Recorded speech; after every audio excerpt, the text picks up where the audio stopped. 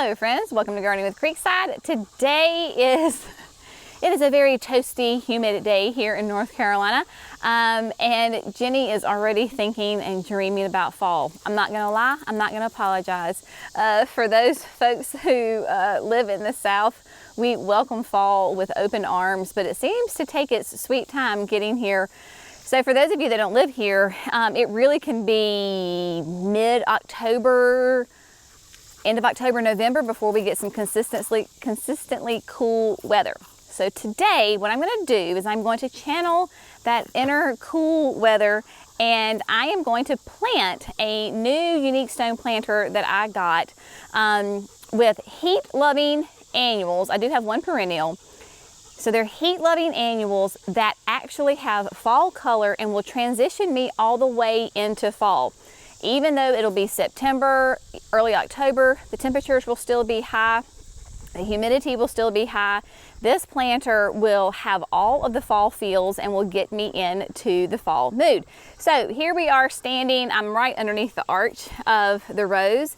Just to give you an idea of where we are, I have sweet Alyssa here helping me today do some gardening chores. So if you see her in the background, that is her. But what we have here is, you can see all of my piles of goodies. This is the planter. It is it's called the Norwich planter, and it comes in 3 different sizes. This is the large size, but it fits perfectly right here on the edge, well, front edge, I would say, of the bed. You can see, look at this gorgeous Edgeworthia that is behind it. Mama and I planted this this spring, and it's just glorious. Mama's like, you're gonna have to move that thing. I'm like, oh, I don't want to. And then the Ascot Rainbow Euphorbia, that's gonna give me lots of fun fall color.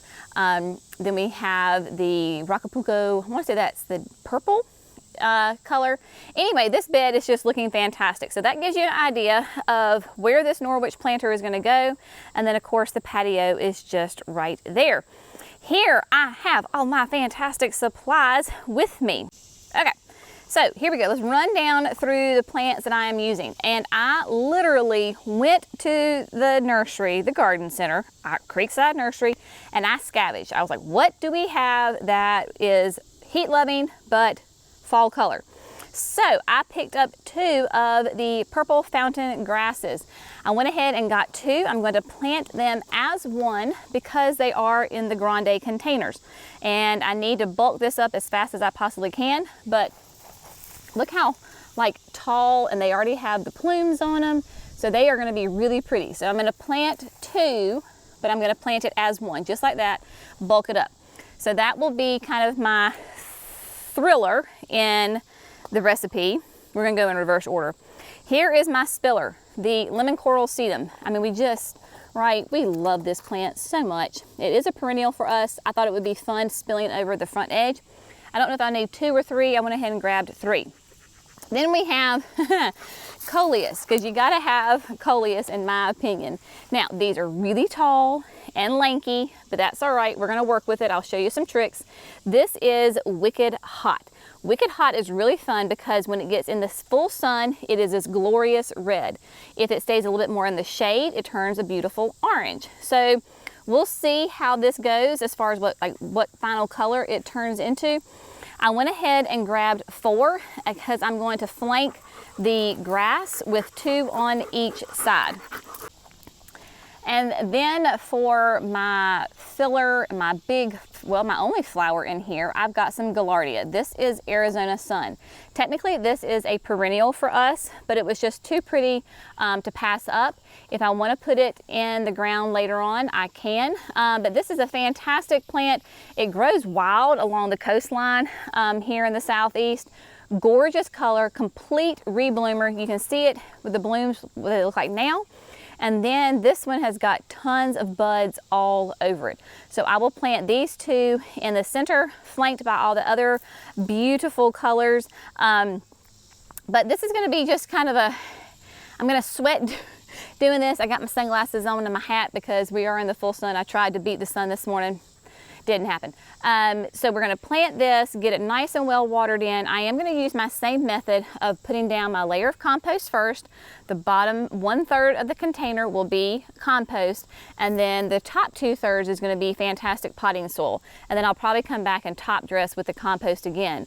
So I'm gonna get everything set up, and then we're gonna get this sweet thing planted.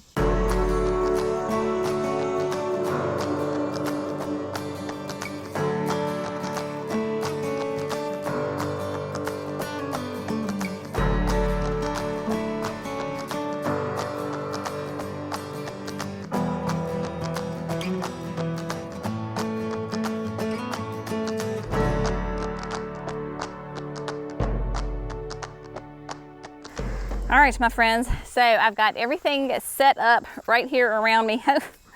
Hopefully I will not have to move while I get this planted. So I did exactly what I told you I was gonna do. I've got my bottom 1/3 with compost, and I've got the top 2/3 with potting soil. So I'm gonna work from the back to the front, and we are gonna use that rough recipe of that thriller, filler, spiller. That is always a fail-proof way to create a container. Now, let me just have a moment of realness here with you. Y'all need to get out to your local garden centers and see what they have available.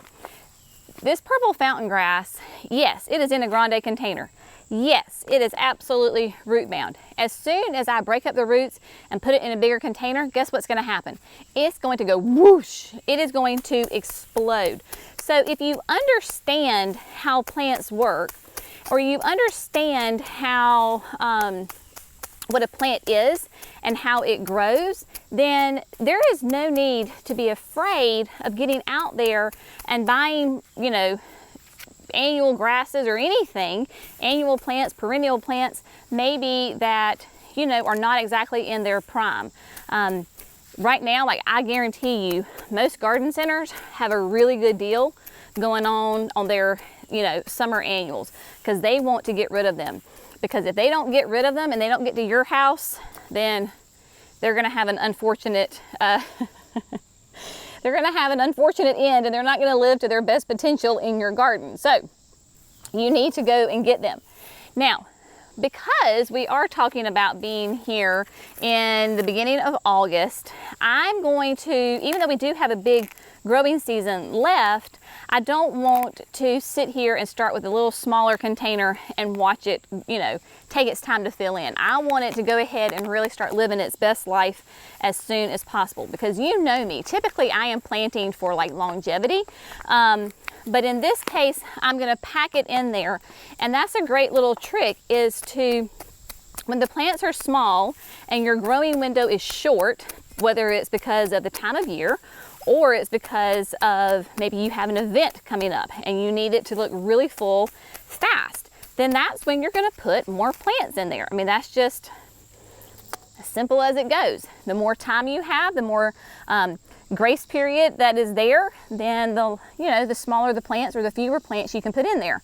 But I am sure, just like Creekside, there are lots of garden centers right now that are giving you great deals on these plants. So get out there, take advantage of them, and use those hot weather annuals to take you into fall.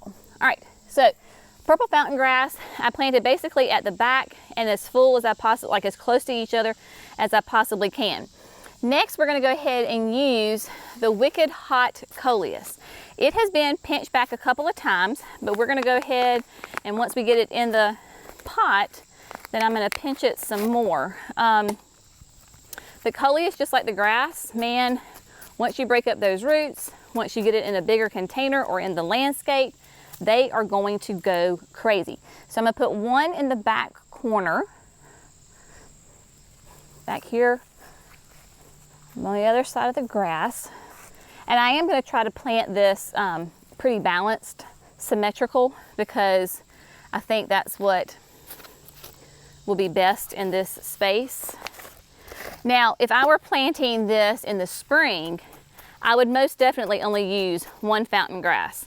I would only use one coleus in this area. Maybe even one coleus total, I don't even know. because these will get really, really big when they have a nice long growing season. I've got lots of coleuses in landscapes and areas that are really full and really happy. So just keep that in mind for sure.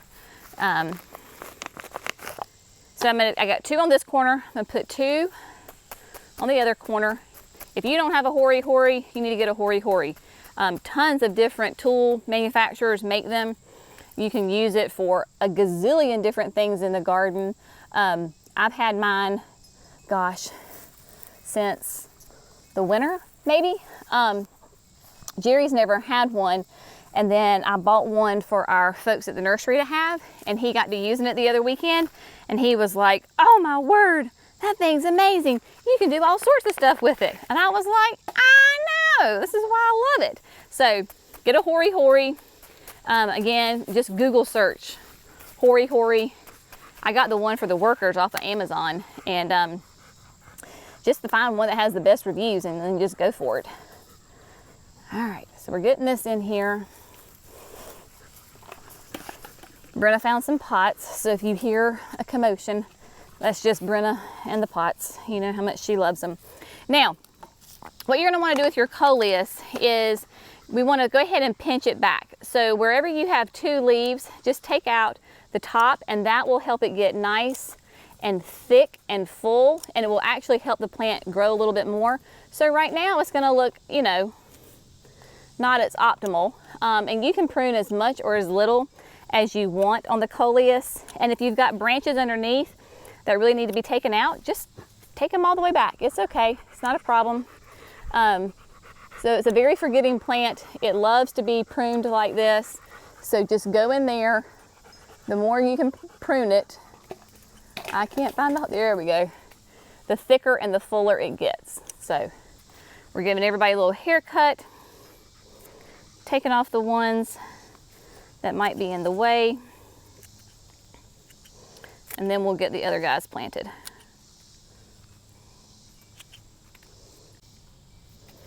So I had brought 2 Gaillardia. I think I only have room for 1 because of my other plants, and I think that'll be just perfectly fine for this season for sure. So I'm just digging in my hole, getting my Gaillardia out.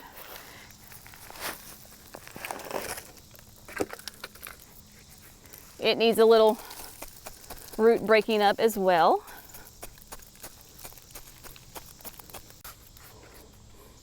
All right, since I only used 1 Gaillardia, I think I'm only use 2 lemon corals, 1 on each corner, and then we're done. So the maintenance on this will only be, of course, we're gonna get it really well watered in as soon as I'm done here, because it's hotter than, I don't know what. It is sticky. It's a beautiful clear blue sky, but man, the humidity is cranking today. Don't know if the video shows it, but Jenny is glistening everywhere. Woo-wee! So, lemon coral right here. And lemon coral is so fun because it will actually be a perennial for us, but it's gonna fill these corners in and spill over. If you've never done lemon coral before, it's one that I really encourage people to do because it is just so easy and low maintenance, but oh my gosh, it is a rock star performer for sure. This plant proves that you don't have to have, along with the coleus and the grass, you don't have to have massive flower power to be a fantastic addition to the garden. Get that in there. All right, so what I'm gonna do is it's all done. I'm loving it. I'm going to get everything cleaned up, get the hose, and then we'll meet back here in just a minute.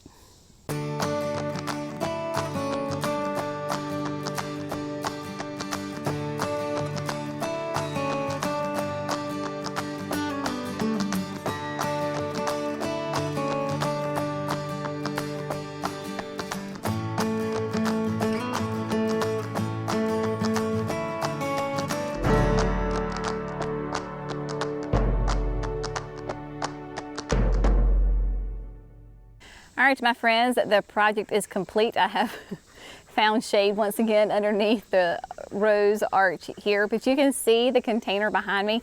It just looks fantastic. So let's just give you kind of the whole big picture, right? So we're gonna come out of the rose arch. I'm walking like towards the driveway. So we're gonna flip around here, and there's Miss B. She's a smart girl taking a little refuge there. But you can go ahead and see the container. It is right there. You will be able to see it from all angles. But as you come through the pathway and walk around, it is right there. I did go ahead and pull up a couple of the limbs off the redbud tree just to help get a little bit more sun in there. That is the one thing I do have to do with the redbud, is that as these branches, they'll start to droop down and it gets too much shade. So every once in a while I have to kind of come in there and kind of thin out a couple of the branches. But I'm really pleased with how this Norwich planter turned out. Clearly it is not living, looking its absolute best right now. Give me about 2 weeks and it will be dramatically different, full. It is going to be a gorgeous container that can handle the heat, the humidity, everything that August in North Carolina can throw at it. Go into September, October, even the beginning of November, and just continue to give me lots of fall color as we transition into one of my absolute most favorite months, seasons of the year. I can't even talk now. Fall is not a month, fall is a season. Jenny's gonna go get us some water. We're gonna cool off. The projects for today are complete.